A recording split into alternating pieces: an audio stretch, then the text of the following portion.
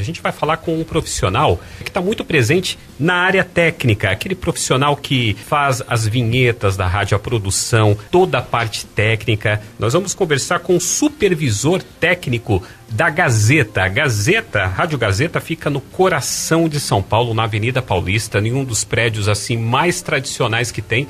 O prédio da Gazeta é até ponto de referência, né, Fred? Pessoal, ponto de referência. No prédio da Gazeta, onde tem também a Fundação Casper Libero, uma das mais conceituadas, inclusive. Roberto Vilela Bahia está aqui com a gente. Robertinho, né? Eu tenho essa liberdade até de falar, já é um amigo. Tudo bom, Roberto? Tudo jóia, Rogério. Bom dia, Fred, os ouvintes da Beira Mar. Tudo bem? Tudo jóia. Bom dia, Roberto. Bom dia. Beleza, muito bom falar. O Robertinho é um cara que sempre foi ligado inteiramente, 100% em rádio, né? Trabalha, assim, várias funções dentro do segmento. Vamos detalhar um pouquinho aqui, conhecer um pouco mais a sua história, Roberto. Me fala uma coisa, você começou, sua primeira entrada no rádio foi na área de sonoplastia. Você é responsável aí por muitas plásticas antológicas aí do rádio paulistano, não é? Eu comecei em 91, né? Na verdade, fazendo a externa, praticamente uma externa para uma rádio, que é a Rádio Atual em São Paulo, que a rádio se dedicava à programação nordestina, né? E então eu comecei no CTN, que era um espaço cultural da rádio, era fora da rádio. Uhum. E a rádio começou a fazer as transmissões ao vivo, de dentro do palco, direto do palco, né? E eu era menor de idade, né? Ainda tinha uns 13 anos de idade, e comecei a fazer esses flashes ao vivo, programas como Pedro de Lara, a gente fazia Caramba. ao vivo, né? Era muito bacana, né? Ele fazia lá um encontro, no começo era mensal e depois começou a ser semanal. E numa certa oportunidade, apareceu uma oportunidade de ir para a rádio, na época que era só cartucho, gravador de rolo, então não tinha um sistema de automação, né? Uhum. Só explicando para o ouvinte, hoje em dia nós temos aqui um computador, tem um software, né? E a gente dispara essas vinhetas, Jornal Beira Mar, tudo aqui no computador. O cartucho que o Roberto está falando é uma fita grande, onde só dá para você gravar um elemento. Então, assim, uma vinheta da rádio, uma música. Então, você fazer, por exemplo, um jornal, alguns anos atrás, com cartucho, com esse monte de abertura de trilhas aqui, seria bem complicado, mas pode prosseguir. Sim, para cada vinheta seria um cartucho. A gente chama de cartucho para quem está em casa, assim, o mais comum é mais próximo de uma fita cassete. Mas imagina uma fita cassete que caiba só o nome da rádio, ou no máximo uma música só. Então a rádio trabalhava muito com esse tipo, só que era uma fita, o mesmo sistema de fita mesmo, magnética, só que profissional, né? Então tinha uma qualidade de som melhor, tudo. Isso foi usado por muitos anos em rádio, e quando eu entrei era essa tecnologia ainda, né? E quando a gente editava, que é para fazer o corte, uma entrevista, ou alguma coisa, a gente fala que cortava na Gillette, porque realmente era, né? Você pegava um pedaço daquela fita, você cortava, tinha uma régua lá, você cortava, aí a gente não usava um Durex, mas para quem está em casa eu vou falar como se fosse um Durex, que é uma fita que era o splice, emendava esse pedaço de fita com outro pedaço de fita do assunto que você queria acompanhar, né? Então era bem interessante. Nossa, manual, né? Deixa eu dar um exemplo aqui. A gente vai gravar um comercial aqui. Vou gravar um comercial com o Fred. O Fred pega o texto e vamos supor que em algum momento ele erra o texto. Aí o que a gente faz aqui hoje? A gente seleciona, deleta e coloca a gravação boa. Naquele tempo você tinha que tirar a fita, cortar uma ponta, cortar outra e juntar. Isso, para também fazer uma analogia para ficar mais explicado talvez pro ouvinte, é que nem antigamente tirar foto, né? A gente tirava foto, mandava revelar, e aquela foto, depois você via se ela estava boa ou não. E hoje você tira a foto na hora, no celular você vê, não quero, deleta e faz outra, né? Ou então faz um monte e escolhe a melhor para você publicar no seu Facebook, na sua internet. Mas enfim, daí essa história, né, que eu passei do rádio, desse comecinho de carreira e começando assim tive o privilégio de trabalhar com grandes nomes, né? Com Mano Novo, Mano Novo também, a cantora Rosemary, que inclusive depois de 20 anos encontrei ela esses dias. Então, assim, tinha uma programação bem popular, a rádio, voltada ao público nordestino. Foi assim que eu comecei lá na Rádio Atual, que eu fui até 98.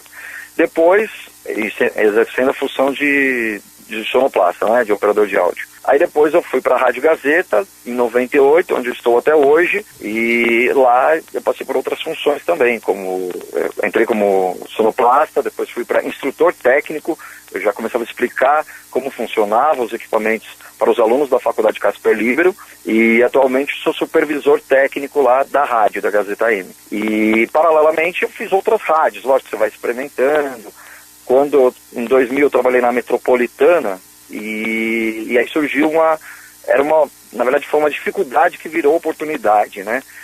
Lá a gente gravava e produzia os comerciais, então vinha o texto do cliente para gravar e o locutor lia o texto e ia embora praticamente, né?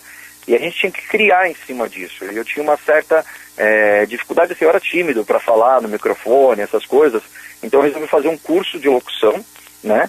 E aí sim, aí eu gostei da parte da locução, perdi a timidez e comecei a ter oportunidades também na locução, como na Rádio América, né? Fiz locução na Rádio América, na Ômega FM em São Paulo, aí foi seguindo esse caminho e atualmente eu tenho um programa na Gazeta M também, como locutor. Foi esses caminhos aí que foi seguindo. E em 2005 criei lá o projeto da Rede Blitz também, que era uma rádio na internet, foi uma das primeiras a fazer transmissão ao vivo da rua, não ter um estúdio móvel, igual as outras rádios também, né?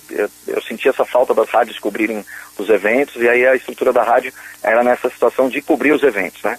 E a gente teve bastante oportunidade de cobrir grandes shows e conhecer vários artistas também de nome, como por exemplo a galera do esporte conseguiu entrevista com o Neymar, né? Essas coisas assim que foi um destaque para a rádio também, né? Passando pela Metropolitana, um destaque que deve ser colocado aqui é que é uma rádio que se preocupava assim com a perfeição da plástica, né? Era sempre muito bem feita e muito bem bolada. Roberto passou por lá e agora também ele é professor no Senac, né? Existe a Rádio Oficina, nós conversamos com o Ciro César, que é fundador da Rádio Oficina. Onde eu fui professor também. Isso. Né? Eu ouvi a entrevista do Ciro César e tal, até aproveitar e mandar um abraço aí para todo mundo que participou essa semana. É uma honra, né, de estar nesse grupo de profissionais de rádio seleto, aí, né? Falando para Beira-Mar FM. E o Senac que também a pessoa pode se formar radialista, né, obter o DRT, e o Roberto passou pelas duas instituições e hoje você está no Senac também, né? Isso, hoje estou aqui no Senac, inclusive a gente está no meio de um intervalo de uma aula, onde os alunos estão apresentando um trabalho sobre a migração do rádio, né? Então, até aproveitar aqui e mandar um abraço para todos os alunos que estão me ouvindo das salas lá de lá, né?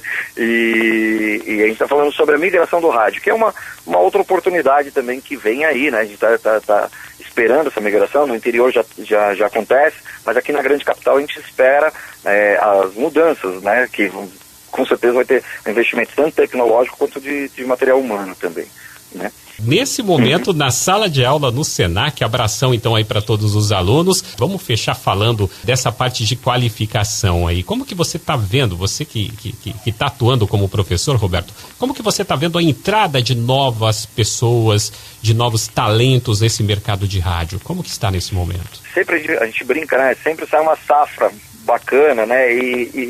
Porque a aula é sempre assim, né? Às vezes você tem um grupo de pessoas que às vezes se interagem bastante, às vezes o outro um pouco menos, mas o mais legal de dar aula é que você se atualiza junto com o aluno, né? Então todo mundo traz as novidades, traz o conhecimento. Por exemplo, hoje a linguagem que é muito comum dos mais jovens é o podcast, por exemplo, né? Que é uma locução mais conversada, mais falada, né? É um bate-papo. E isso tem acontecido também nas rádios no geral, né? A locução também evolui, né? Junto com a tecnologia.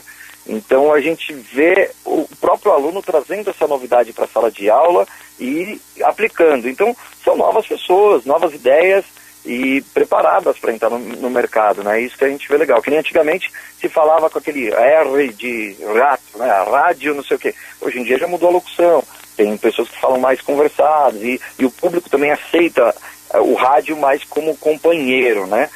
O rádio não é só para tocar música e tal, é para trazer a informação, para trazer o bate-papo. O ouvinte quer falar também, ele quer interagir com o locutor, ele quer saber quem é o locutor, agora com os estúdios com câmeras, né? Então, antigamente no rádio era só como será a voz desse locutor, né? Será que ele é alto? Será que é moreno? Ou da locutora, né? Nossa, essa essa locutora tem uma voz bonita e tal, enfim. Aí essa magia, né, no rádio hoje com as redes sociais, você tem como ver como funciona a rádio, e isso é legal. Então você tem que tomar uma postura não só da voz, o cuidado com a voz, o crescimento vocal, o que vai comer, essas coisas, né, a sua alimentação, você tem que cuidar disso para não atrapalhar na sua locução, mas também com a postura do visual também, porque você entra dentro do estúdio, você tem uma câmera ligada, você não pode ir de qualquer jeito, de bermuda, chinelos, né, sei lá, enfim você tá trabalhando, né? O cara tá exposto hoje em dia, né, o rádio, ele tá multimídia, né? A pessoa tá ali no microfone e tem uma câmera mandando os sinais aí, mandando as imagens para a internet, para as redes sociais, e ainda por cima tem um comportamento dele também. Hoje tá tudo muito visado, né? Então a pessoa, é verdade, a qualificação é mais que nunca, ela é muito exigida. Ô Roberto, você é um cara que ama rádio, quem te conhece, é um dos caras mais assim legais que eu conheço assim no meio rádio, assim, né? Obrigado. Que integra muitas pessoas também. Se você pudesse falar com o rádio agora, o que você diria? Falar com o rádio? Isso, o rádio tá te ouvindo, ele pode te ouvir. Olha, que desafio, assim, né, no improviso, tudo tal. Eu teria muitas coisas na verdade, eu quase converso com o rádio todo dia, né? Tipo, o rádio pra mim, eu vivo do rádio desde sempre, né? Tenho família radialista também, né? O meu tio Bahia Filho, que trabalhou muitos anos na Bandeirantes, tudo. Então o rádio, assim, tá muito ligado com a minha família, com a minha vida mesmo. Então, tudo que eu tenho hoje é o rádio. E o rádio, às vezes, fica assim, alguns falando, o rádio está acabando, qualquer coisa assim do tipo. Não, isso daí não existe, ele se reinventa. O rádio é a tecnologia que não tem delay, né? Você sintonizou o rádio e está lá, a informação na hora, né? Hoje até com a TV digital, com a imagem melhor, mas ela tem um atraso, né? Esse delay que a gente está falando é um atraso. Então, o que eu falaria para o rádio é: rádio, nunca me abandone, porque eu nunca te abandonarei.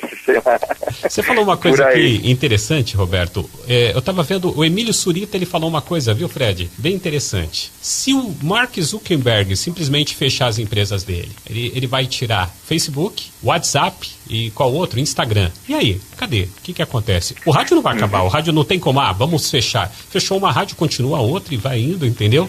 Então, tem essa coisa para refletir. É uma única pessoa, o Mark Zuckerberg. Se de repente ele resolver fechar, acabou. E aí? Como vai ficar? Esse simples fato que parece ser tão simples, tão comum, mas, por exemplo, eu estou aqui de São Paulo, ouvindo vocês, e ao mesmo tempo a gente está se comunicando aí com os ouvintes aí no litoral, né? O rádio é muito prático. Eu estou no meio de uma sala de aula. Se a gente fosse pensar, tudo bem, tem a live, tem o celular com a imagem, mas a imagem sempre precisa de uma internet melhor, de uma outra tecnologia. O rádio é muito prático. Eu gosto do veículo, principalmente porque ele mexe com a imaginação também. Como, por exemplo, você imaginar Carta do Eri Correia, né?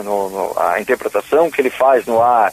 Então, quer dizer, o rádio mexe com a imaginação. Um futebol ouvindo pelo rádio, você consegue imaginar o lance que está acontecendo ali para poder passar para o ouvinte o que está acontecendo, né? Do que a TV e tal. E também é um veículo de acessibilidade, né? Para quem tem deficiência visual, consegue entender e entrar nessa imaginação que o rádio traz também, né? Então o rádio é para todos, né? Eu acho muito bacana disso. Para tudo o rádio é uma escola. Ele te ensina você tanto a ter noções do que está acontecendo da cidade, onde que eu posso ir por um bom preço ou por uma festa, alguma coisa que está acontecendo, a qualidade musical.